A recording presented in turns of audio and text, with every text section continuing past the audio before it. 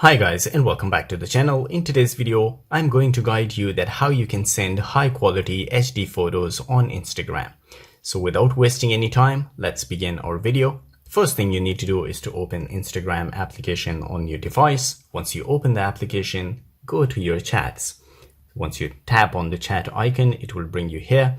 And now you need to select the chat that you want to send a high quality image. So in this case, I will select this.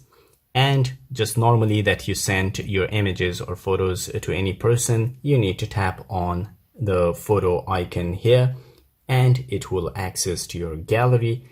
Now you can choose a photo that you want to send in high quality. In this case, I will select this photo and then you will find now the option HD. So all you need to do is to tap it once, and as you can see, it turns black.